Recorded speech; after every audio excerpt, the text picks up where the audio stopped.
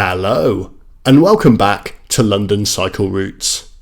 Today, I'll be showing you how to cycle from Chiswick in West London to Chelsea Harbour. This ride takes about half an hour, and you can do the whole thing on quiet streets and protected cycle lanes. By public transport, the same journey takes between 40 and 45 minutes, so you can definitely save a bit of time by taking your bike. If you find this video useful, or you just enjoy watching it, then please don't forget to subscribe to the channel, as I try to post new videos just like it every week. I'd also like to say a big thank you to everyone who keeps the channel going by supporting it on Patreon. If you'd like to contribute as well, you can find a link in the description below the video. Alright, let's get going. So we're starting at the western end of Chiswick High Road, and we're going to head straight down this protected cycle lane. This two-way track is going to take us all the way into Hammersmith, and then we're going to duck into some quiet streets around Fulham. From there are a couple of hidden ways to get around the main roads, and lastly we'll use a relatively new cycling scheme to help us get to Chelsea Harbour. If you've watched much of this channel before, you'll be pretty familiar with this cycleway. It's called Cycleway 9, and this section of it is a two-way protected cycle lane running down Chiswick High Road and King Street through Hammersmith.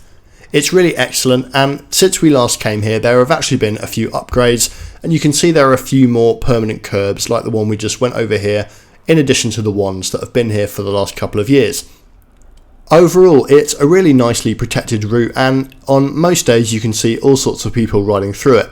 In fact, it's probably no secret to anyone watching this that I filmed this back in the winter, not traditionally a time where lots of people want to go riding on a bike, and yet there are still loads of people using the track, and you're certainly seeing probably more people on bikes than we are cars. If there's one downside to the track, it's that it does stop at signals at a lot of the side roads, so it can be a little bit slow going sometimes if you hit the wrong lights and get too many reds. Overall though, it's a fantastic experience, and you could easily cycle down here with kids or teenagers, and I think it would be really safe. One of the design features here is that the track goes behind bus stops, as you can see on the left here, and there are little zebra crossings there to let pedestrians across onto the island where they can catch the bus. So if you do see anybody crossing to get the bus there, make sure you give way to them at the zebra crossing so that they can get across, as not everybody's able to nimbly nip over the cycle track. Generally, I think that's the best design for bus stops along a cycleway, because it stops you having to overtake parked buses or mix with pedestrians when the track goes through the bus stop. Wherever possible, it's definitely best as a design principle to keep people on bikes, motor vehicles and pedestrians separate. This cycle lane, although it appears continuous, is actually a collaboration between two boroughs. So one is the London Borough of Hounslow, which we started in, and the one we're going through now is Hammersmith and Fulham. And thankfully both those boroughs have now decided to make the cycle lane permanent. It was originally introduced as a trial during the COVID pandemic, and it led to a really significant increase in people cycling along the road, apparently 72%. TfL's numbers now also suggest that apparently 1 in 5 journeys made down this street across the whole day are by bike, which sounds like quite a lot. I take all stats like that with a pinch of salt, but certainly there's no lack of people using it, even on a grey, cold day like today. I actually shot this in January. I think the councils have done a good job of fitting the cycle track down this street, as it isn't the widest one in the world. You can see here that it does switch sides in order to make the most of the space, which is fine and doesn't really bother me when we cycle down it. Over the next couple of years there are plans to extend this protected lane all the way into the centre of Hounslow. That will be a fantastic route, and I can't wait to show it off on the channel. Now we'll be turning off right in a second down the street called Bridge Avenue, which you can spot because it's next to the blue Halifax Bank just here.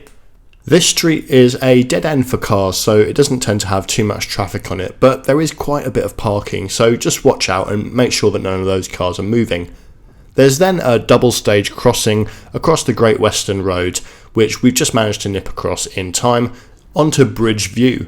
Do make sure that you pay attention to both sets of lights there, as you don't want to launch yourself in front of traffic. As we approach Hammersmith Bridge, we briefly find ourselves on Digby Mansions, which refers to the buildings on the right.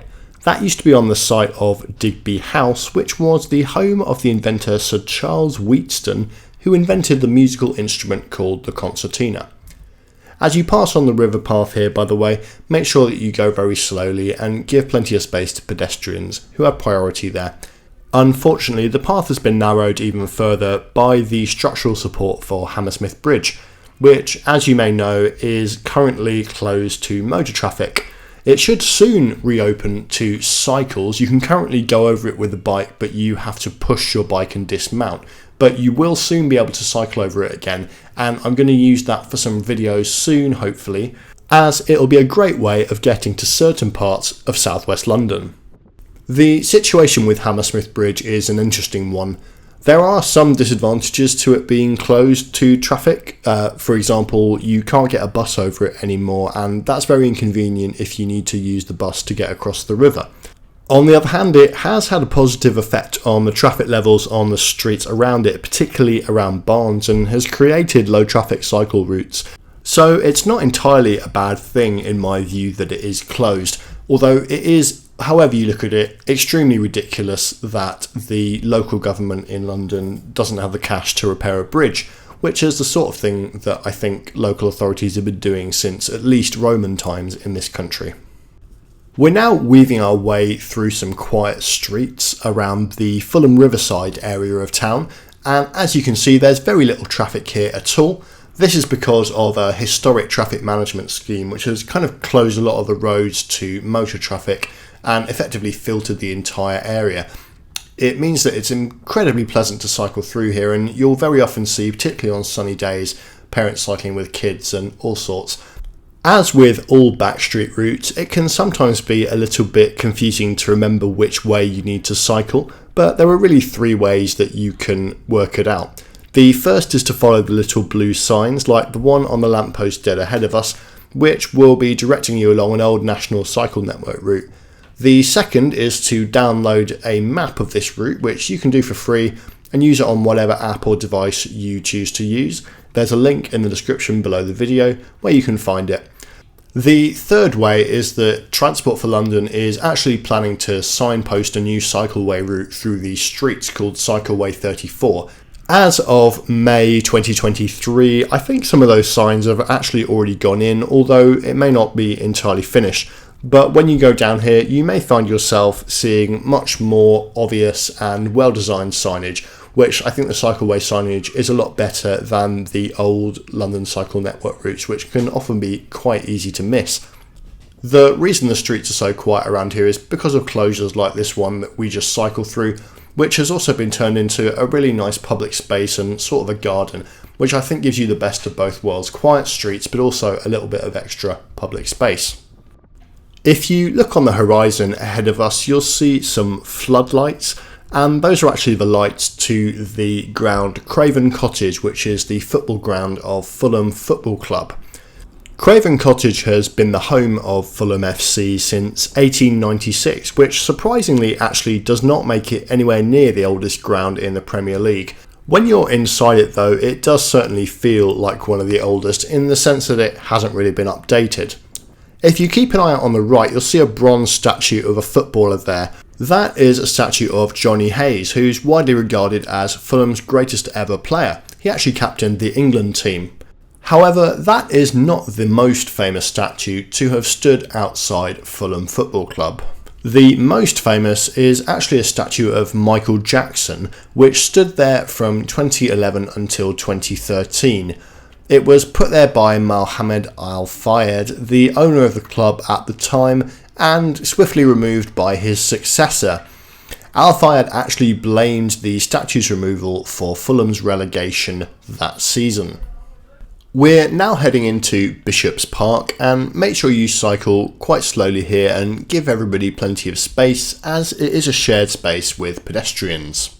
As the name suggests, the land was previously owned by the church before being donated to the London County Council, which turned it into a beautiful riverside park. One of the cycling features here is this long path, which is fine for cycling on, although as you can see in the winter it does get covered with leaves which need clearing. There are also further down these little mini speed bumps which are really quite unpleasant and could probably be quite dangerous in the dark if you hit them at the wrong angle. As you can see, there's plenty of space to the right, and there's also a desire line where that person and their dogs are walking, where pedestrians have created another path, so it might make more sense to pave the second path and have a separate path for pedestrians and for cycles, which would be more pleasant and comfortable for everybody involved. Bishop's Park does have relatively generous opening times from 6:30 AM till after 8 PM, so it is fine as a route for commuters. However, if you need to travel through here outside those hours, you'll have to use Fulham Palace Road, which isn't really a pleasant place to cycle. Don't miss this turning into this mini park and then underneath this bridge. If you're riding an upright bicycle, you might want to mind your head, especially if you're tall, as the tunnel is quite low. That actually takes us under Putney Bridge, allowing us to avoid some traffic and puts us onto these really quiet streets, which due to a number of traffic filters are quite quiet, although there is a bus stop outside the tube station here, so you might run into the occasional double-decker bus. Putney Bridge station here is on the District line, and do remember, if you're planning to do this as a leisure ride, you can actually take bikes on the District line during off-peak hours, in common with other subsurface but not deep level tubes.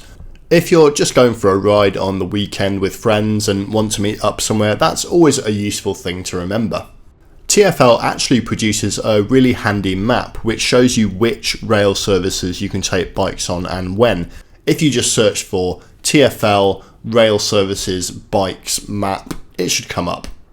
Annoyingly, we have to do a bit of a detour here as we can't continue straight along the River Thames, which would be the ideal route for us, as we are going to Chelsea Harbour, which is on the River Thames. The reason we have to make this detour is because the Hurlingham Club owns the land next to the Thames and doesn't let people through. The Hurlingham Club is basically a private country club in the middle of the city. Personally, I think that shouldn't be allowed given the importance of the River Thames in our city, and that there should be public Thames paths along both banks the whole way. But I don't see that happening anytime soon, unfortunately.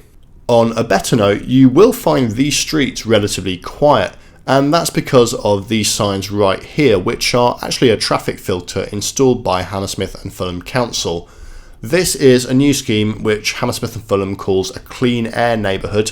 It's sort of like a low traffic neighbourhood in that it prevents through traffic from running through back streets, and it's doing a reasonably good job here. The only difference is it has exemptions for local residents, and by local residents I don't mean particularly local, actually everyone who lives in the borough of Hammersmith and Fulham, which might mean it's probably less effective than a real low traffic neighbourhood, particularly at encouraging people who live in the clean air neighbourhood to switch to other modes. However, it does seem to have had a reasonably positive effect on traffic levels and makes cycling through here quite good. Last year, the council actually promised a really rapid rollout of these schemes over its entire borough. However, that hasn't really materialised, and the only two that exist are to the west and east of Wandsworth Bridge Road, which is where we are now. We're currently in the western scheme, which is the most recent one, and in a second when we cross Wandsworth Bridge Road, we'll be crossing into the eastern scheme, which is more bedded in. In both cases, the schemes have genuinely had a positive effect in reducing traffic, both in terms of numbers. The council's monitoring shows a fall in traffic, but also in terms of just how it feels to cycle on. By the way, that zebra crossing to our right there would be great if it were converted into a cycle crossing as well. You can get a parallel zebra and cycle crossing.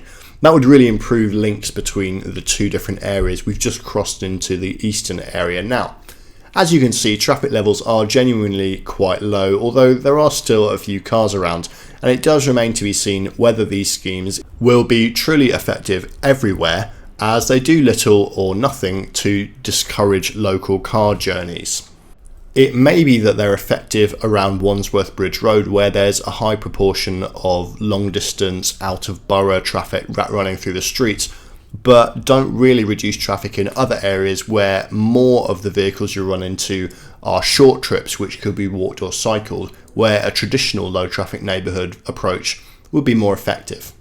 Still, these two schemes do seem to have had a genuinely positive impact on the streets where they were introduced, and I'm glad that they happened, even if they're far from perfect. By the way, a quick update for regular viewers about my bike. I mentioned previously that it was stolen.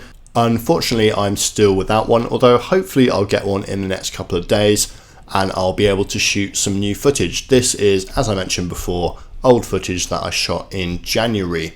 I also want to say a massive thank you to everyone who sent kind comments and also little contributions. You're all fantastic, and I just want you to know that I really do appreciate it. So we're pulling up to Imperial Wharf station here, which is a really badly named station. It should be called Chelsea Harbour station, because if you look on the wall ahead of us, it says Chelsea Harbour, which is a real place. Apparently the station, which is relatively new and only opened in 2009, was named after a nearby development of flats, which is also called Imperial Wharf, and which provided some funding for the station to be built.